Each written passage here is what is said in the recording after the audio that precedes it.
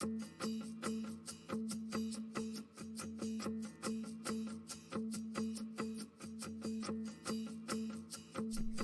1984, the Coalition for the Homeless brought a case against the city and state boards of election on behalf of homeless New Yorkers residing in shelters, hotels, or on the streets who were barred from registering to vote because they did not have a home address.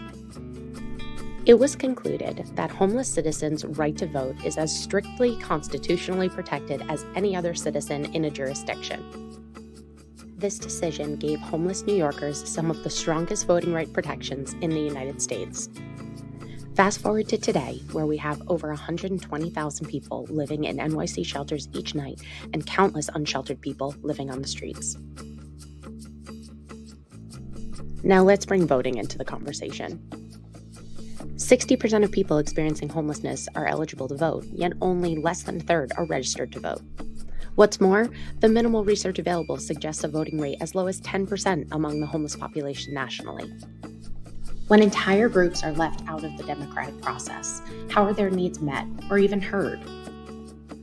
The problem may seem overwhelming, but there are absolutely things we can do right now to make a difference.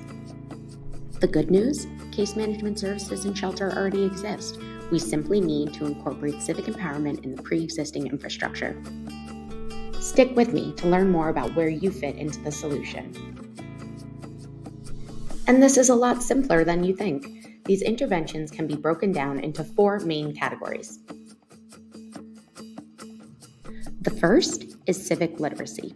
This means informing and empowering the organization and staff to share information about voting rights, upcoming elections, and any events associated with all things civic empowerment. The next piece is building community power. This means organizations providing and encouraging devoted time, spaces, and other resources to learning about and engaging with one's civic power. It's extremely important here to partner with trusted community members to lead these conversations and initiatives. Research shows that interventions are more well received and successful when community members are meaningful partners in their design and delivery. Next up, stakeholder investment and collaboration. The nature of homelessness leaves vast power and control differentials between residents and the professionals serving them. This piece aims to close that gap. This could mean influential leadership at shelter community meetings and other gatherings, giving residents the opportunity to voice their needs directly and for leadership to learn from residents' expertise. Beyond the organization, this could mean elected officials and candidates for elected office joining these community spaces as well. This is opportunity to not only increase residents' trust in the political system, but for candidates and electeds to also benefit from the lived experience and expertise of shelter residents, which can then be used to legislate and allocate resources. The final and very important piece is investing in concrete resources. Some or many residents may not have access to tangible things that make this process easier or even possible.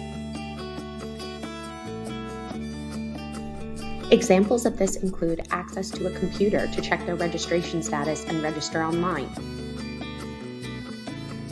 or access to childcare on election day and during early voting periods, or access to transportation to and from the polls, even in the form of provided Metro cards.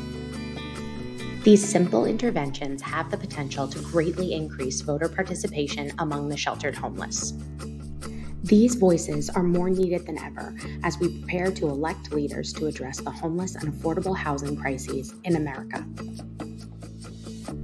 The democratic process should capture the will of all citizens. Follow and check back here for more information about how to be a part of the solution.